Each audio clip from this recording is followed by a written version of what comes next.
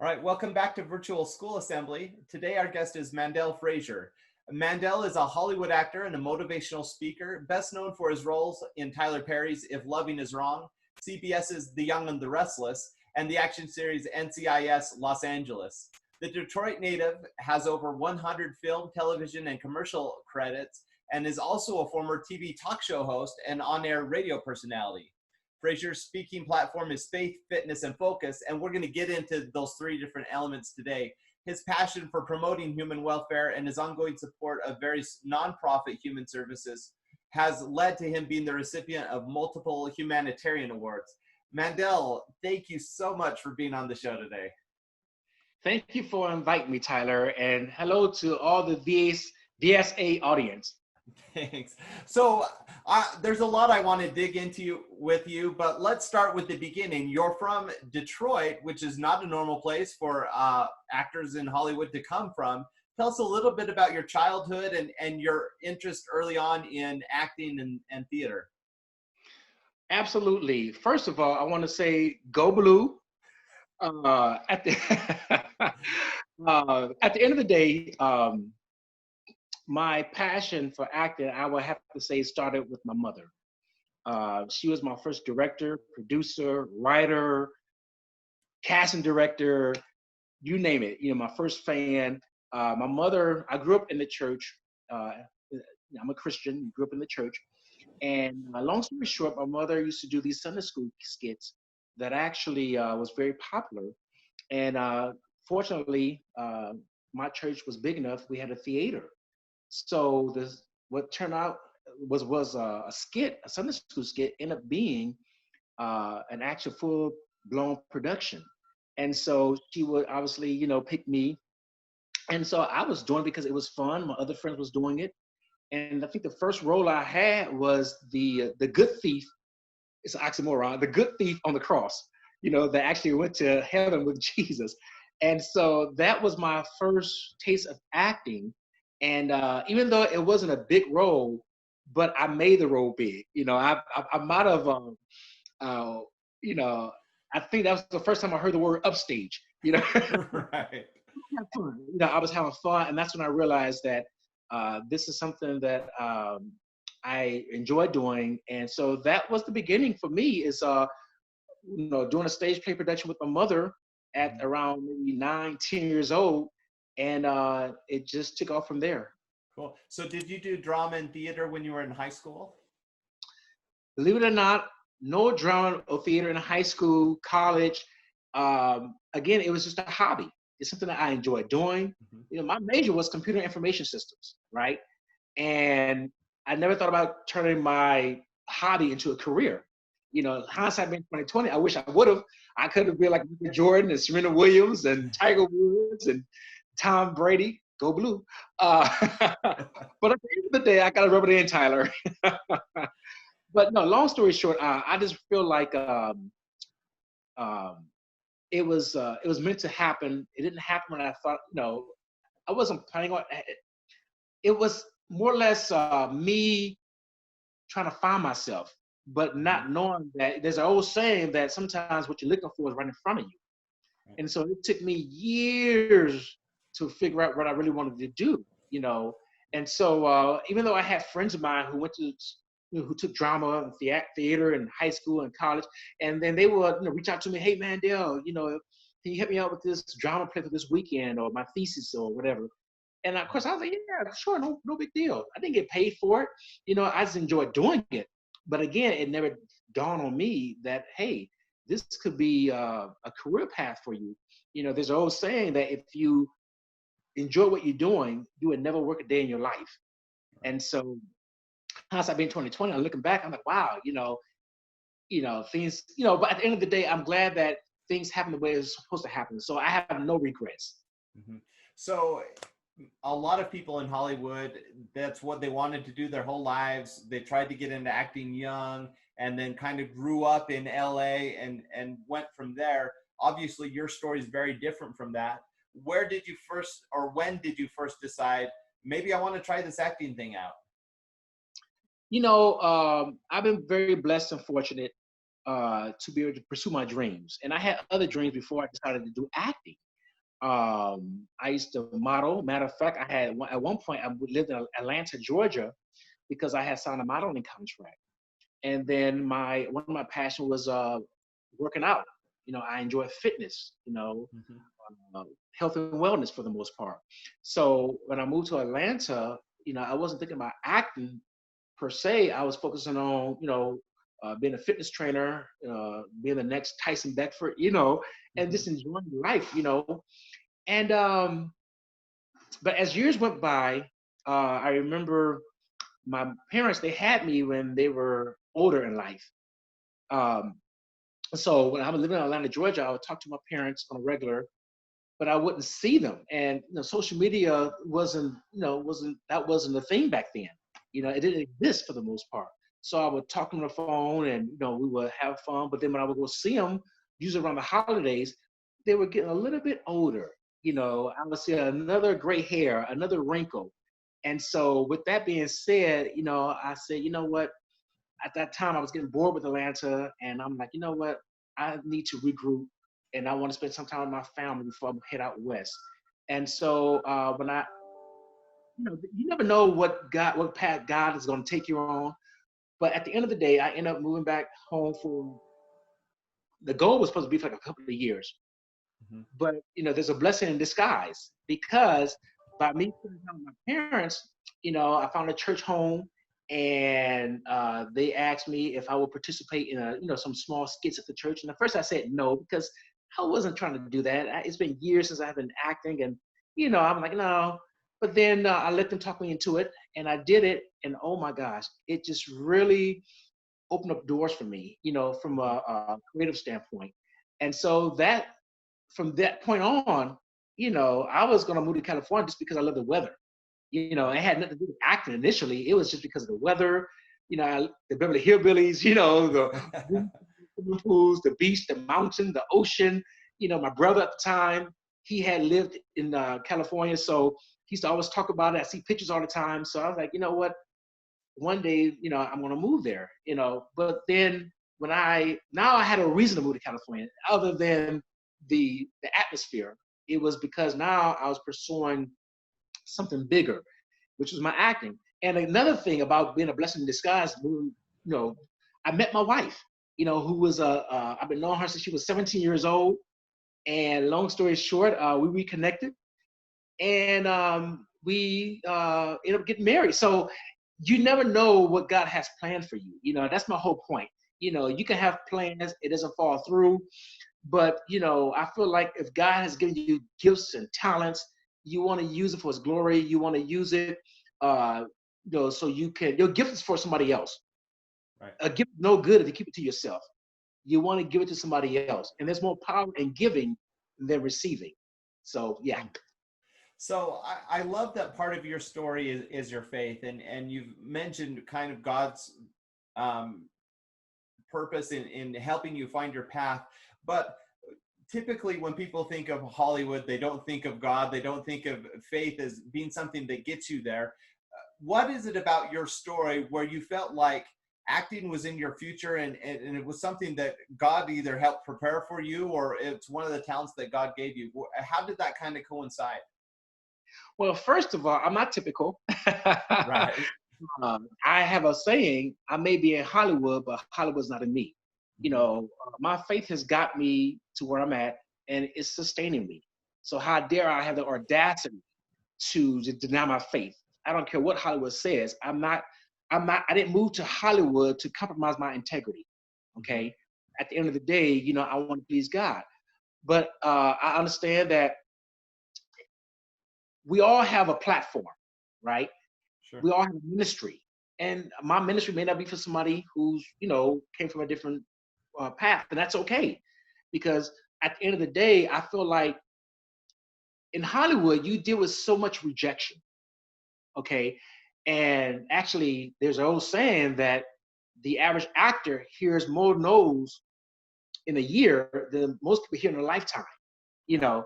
But you cannot allow that to affect your mood, your mentality, your faith.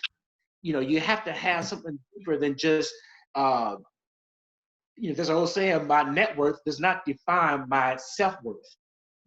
So if I audition for a project, I don't get it, I'm not going to allow that to discourage me. Now I am human now, so I'm not going to pretend like, 'cause there's some projects I really wanted and I knew I had it and I crossed my fingers and I was like, yes, I knew I claimed it, received it. I never got the phone call. Right. But then there were other projects I knew I blew it and they ended up getting it and it just really opened up doors for me. So you never know what direction, you're gonna go. So Mandell, we've talked a little bit about your faith. I want to talk a little bit about the fitness part of your platform, because that's, you were a fitness trainer before Hollywood, and obviously fitness has continued to be an important part of your life. As we're talking to kids here, what kind of advice would you give them as far as doing things now that will help them in the long term? Because I know a lot of kids in high school, they play sports, they're really active, and then as they get older, they kind of just let themselves go. They don't keep up with fitness. So what kind of advice would you give them as far as having, a lifelong commitment to health and fitness? Well, the first advice I would give would be health is the new wealth. It doesn't matter how much money you have in the bank. It doesn't matter how big your car is, how big your house is. At the end of the day, if you don't have health, you don't have too much of anything, If you look at Steve Jobs, he was a multi-billionaire. And my understanding, he had over $7 billion in his bank account when he passed away. Mm-hmm. I can almost guarantee he would give anything. He would give all of his money away if he could just have a life, a quality life. And that's what fitness does. It gives you not just a life to survive, but it helps you to thrive. And Tyler, like I told you earlier, I commend you for losing, I think it was over 100 pounds, and that takes tenacity, that takes fortitude, that takes, courage to say, you know what, I don't have to settle for this lifestyle. I want to have a better quality of life, not just for myself, but for my family, my children, my wife, my overall being. You want to have a better quality of life. At the end of the day, like I live by the beach, and if I was to look out the window and see the ocean, the sand, the palm trees, but I couldn't partake of it, that would be horrific. I want to explore every aspect of my life, from a quality standpoint. And so fitness is not just a fad for me. Matter of fact, I would go even deeper. I started, doing fitness training when I was a teenager. I was in high school actually, maybe around 14, 15 years old, because I was just tall and gangly. I didn't have a lot of muscle. I was just lean for the most part. And I remember one time I was on a school bus. It was a young, one of my classmates. She was very pretty. I'm not going to say her name, but she was very pretty. And I had a crush on her. And so I remember the school bus was very packed. It was extremely packed.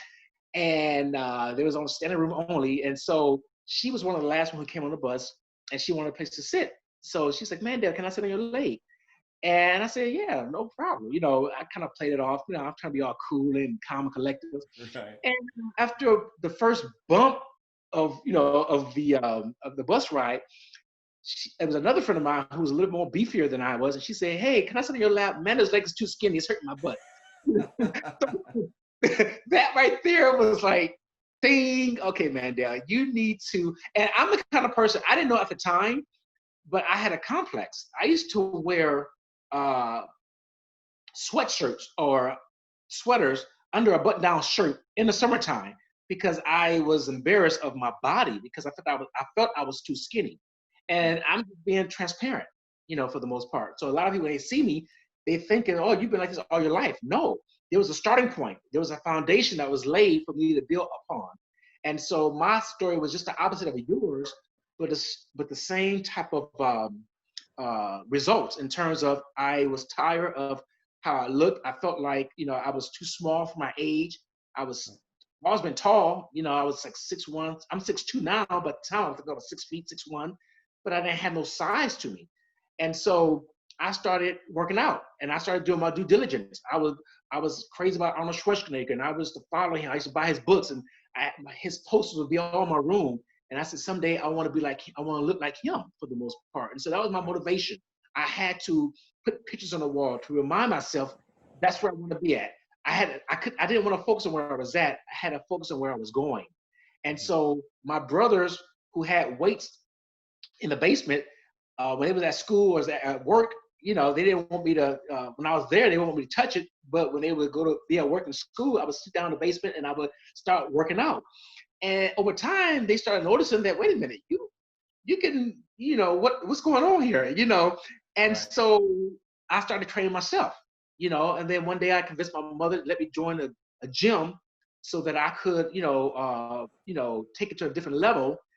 And I met some trainers, and they kind of took me under their wings and showed me the basic fundamentals. And then from there, Tyler, it's just it became a hobby, a passion, and then eventually a career.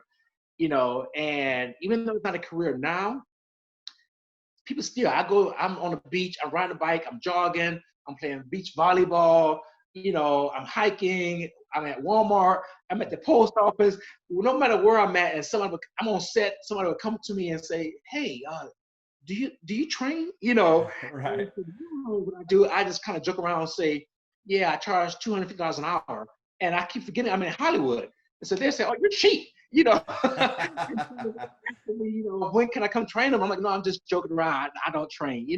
I can give you some basic fundamentals, because again, if my gift is, if one of my gifts is training and giving back, then I want to do just that for the most part. So no, that, from a psyche standpoint, from a confidence standpoint, it really just it gave me what I needed to be confident. Now I can walk around in shorts and a t-shirt or no shirt, and hindsight being 2020, I'm looking back, I'm like, wow, Mandell, you came a long way. Right.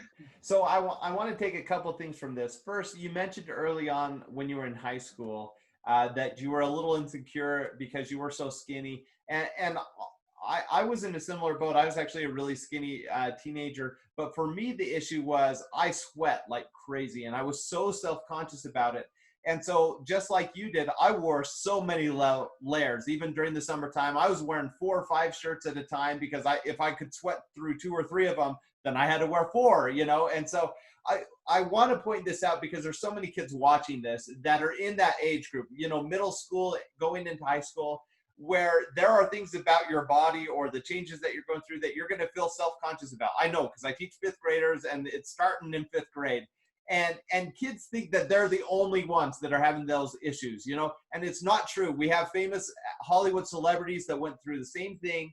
But there are a few things you can do about it. One is, if something you feel is weird going on in your life, research it and find out why it's feeling weird. Chances are everyone's going through what you're going through, and it's just good to know that. But the other thing that Mandell mentioned here that I think is significant is he wanted to do something about it. So he started training, he started finding those weights. And even if he didn't bulk up, he's still going to gain that confidence because he's being proactive. And I think that's an important message for kids is there often is something you can do. You can be proactive about situations that make you feel uncomfortable. Absolutely. So, now, kids are going to kill me if I don't talk about Hollywood. So let's talk about Hollywood for a minute. You've been in lots of different projects. Have you had a favorite one? Is there a favorite project that you were in, a role, or just being involved with certain people? Any highlights there? Well, wow, that's a good question. When you're pursuing your dreams, and every project, big or small, you just happen to be in that space, right? Mm-hmm. I will probably say one of the more recent projects I've done. I shouldn't be talking about it because it's still in development. But I did I played my first superhero. Oh, no way. Yes, I played my first superhero, and I don't want to talk too much about it, but it's with Marvel Comics, and I've never, people would tell me, you should, because a lot of times in Hollywood you can get typecast. Right. One thing about me being an African American in Hollywood, I felt it was very important for me to choose wisely my roles. Mm-hmm. So I told my agent, there's some roles I won't do because it's not just about me. It's about me leaving an impact, you know, family, my friends, young kids growing up, because kids are impressionable. When you're in junior high school and high school, you're very impressionable. So you're Sure. still trying to find yourself, your niche for the most part. Mm-hmm. And so, but playing that superhero, that was something that it was green screen, 3D scan, Mm-hmm. uh, fight scene. I mean, it was just really awesome. And actually, I gotta make sure this is a pandemic. We're still in a pandemic, so the directors and producers are still. But the producers gave me a small clip that I was able to post on my IMDb page. So now I have to admit it is a little graphic in terms of it's an adult cartoon for the Right. most part, superhero I should say, not a cartoon, adult superhero. So you have to be over 18 to watch it. But it's uh, it's more or less something that I did because a friend of mine, I did about several years ago, I did a short film for the New York Film Academy. Mm-hmm. And this is what I mean by small things. Uh, Sometimes there's a blessing in disguises because of the fact that I did a short film and I got cast for it. It was a thesis project for the New York Film Academy. Well, long story short, this short film went all the way to Cannes Film Festival, got picked up, just distribution. And so the cinematographer for that project was the producer for the superhero project years later. So you plant seeds and you never know where those seeds are going to lead for the most part. So to go full circle with this, he reached out to me because he's been following me on social media. And this Right. is why you keep your social media clean, kids. You know, students, they keep it clean because as you look at the news, people who are, as a matter of fact, I think there was a actor who was I forgot the name of the show. I think it was Flash Gordon, and he got a big role, a recurring role in a hit show. But because of past posts that was racially insensitive, they end up, basically firing him. So a lot of times people could, and I think what the post he had, he deleted it, but somebody had already screenshot it. And Right. so you have to be careful when you're in junior high and high school, you can post things, but then as years go by, because as you're young, you think you're gonna live forever, but you're not thinking that down the road, things can come back and haunt you, and it can affect your career, whether it's entertainment, whether it's college, whatever it is. It could be something that could really harm you in the long run. So you don't want to have that negative mark. We all make mistakes, but if you can learn from other people's mistakes, then I think you're ahead of the game. So, but no, he was following my posts on social media, and then one day he reached out to me and said, "Hey, I'm working on a new project, and I think you'd be a great fit for it. We need a new face. We don't want the same old, same old." Hollywood loves new faces. So if any students are looking to pursue a career in the entertainment industry, do your due diligence. Don't just come to Hollywood thinking that it's going to happen. That's only in the movies. You have to do your part. Take classes and educate yourself. Work on your craft for the most part. So when you come here, you have the confidence you need to go to the next level. Because sometimes you can have everything in place and still it can be challenging.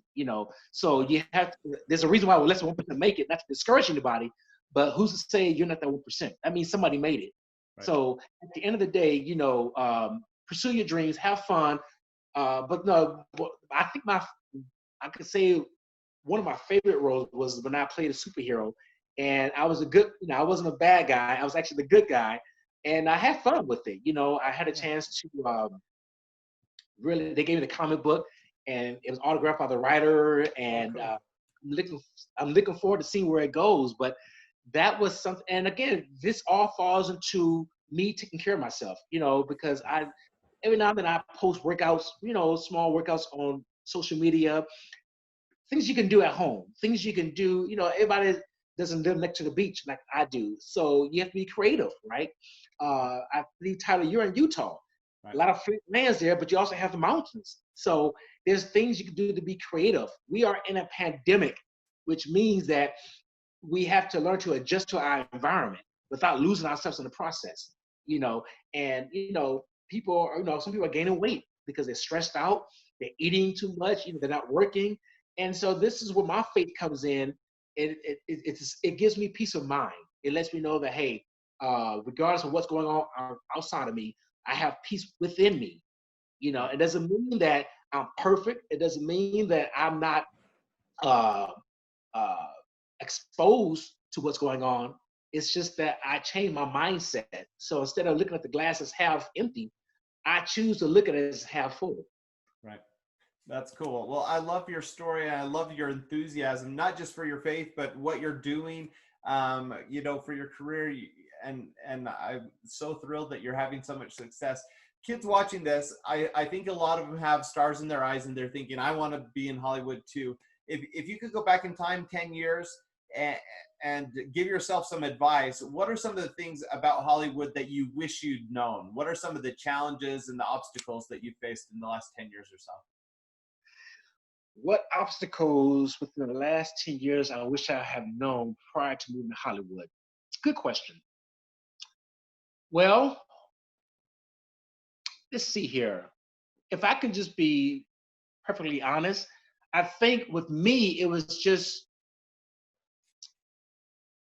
when I first came out here, I was gung ho. Now I didn't come out here unprepared.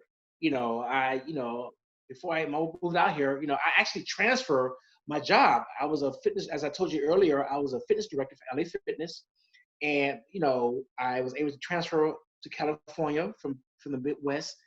And but I made connections. I networked. There's always room for improvement. Would I have done anything different? Absolutely, I would have done something different. But I would have not so much different. I would have tweaked some things. I think when I first came out here, I was so driven. I was so focused, and it was all about trying to make a career out of the entertainment industry for the most part. And so when I came out here, I took all the classes. I was networking. I was trying to be where I was supposed to be at. I was just trying to just really, kind of start off slow and gradually build. And it was, to me, it was more or less a sprint as opposed to a marathon. Right. So I was able to surround myself around a good team of people that was able to keep me grounded. And then I had family that would support me. I had friends that would support me. I think I had told you prior to us starting this video, when I first moved to California, before I moved to California, I never told anybody why I was moving to California. They kind of figured that out once they saw me on TV. I kept my dreams to myself. I didn't want to tell everybody what I was trying to do because I didn't want even though I was confident in what I was doing, I didn't want the naysayers. I didn't want people who they have, for the most part, they have, they want to support you, but then they still like, wait a minute, are you sure this is not a pipe dream? Are you sure that, maybe you should have a career that's more steady, Right. life insurance and that's the 401k and vacation and a steady income. Well, I've been there, done that, so I made up my mind. This is what I wanted to do. At the time, I wasn't married, no kids. And so I said, you know what? I would rather do it now than to be 60, 70, 80 years old, looking back on my life saying, I wonder what my life could have been. Would have, should have, could have, but I didn't. So I want to tell all your students out there, if you have dreams, pursue your dreams, have fun, do your due diligence. Life does not owe you anything, okay? The good thing about living in America is that you have the opportunity to pretty much do what you want to do within reason. We obviously we have some social issues going on, but at the end of the day, you have to understand that you want to leave an impact. And I always tell people this. When I used to be a trainer, I tell my clients, and now I just use it it's part of my mantra that on your tombstone, there's going to be the year you was born and the year you died. And that dash in the middle represents your life. what will your dash say about you? Because that's what people remember, your dash. And isn't it ironic that the Bible says that basically our life is but a vapor? You know, it's a dash for the most part. So I want people to look at my dash and say, you know what, he made an impact. You know, my legacy was I gave back. You know, that's another thing too. I believe in giving back to the community. I believe there's more power in giving than receiving. You know, I'm downtown on Skid Row, helping to feed and clothe the homeless and less fortunate because I feel like that's part of who I am, you know, and I want to give back. But no, I just want to encourage your students just to stay strong, stay positive, stay motivated, stay encouraged. Don't let this pandemic, don't let the peer pressure, social media get you down. You know, you have to be creative. You have to be strong-willed, strong-minded, whether you're pursuing a career in Hollywood or a career in the medical field or, you know, in law enforcement. You want to make sure that you do your due diligence and stay positive, stay focused, and have fun enjoying this life because life is short. Awesome. Well, thank you so much for spending this time with us today, Mandell. It's been awesome to hear your experiences and the lessons that you've learned and passing that on to our students. If the kids want to follow you or find you online, where's the best place for them to look for you? Well, I believe in keeping things simple in life. So any of my social media platforms, whether it's Facebook, Instagram, Twitter, LinkedIn, whatever, you can go to Mandell Frazier, Mandell Frazier, Mandell Frazier. And, you know, if you want something positive and uplifting and it's encouraging, just go to my Facebook page or any of my pages and just get encouraged for the most part. But that's the best way to reach out to me. Cool. Thank you so much. And thank you so much for joining us today. Thank you, Tyler.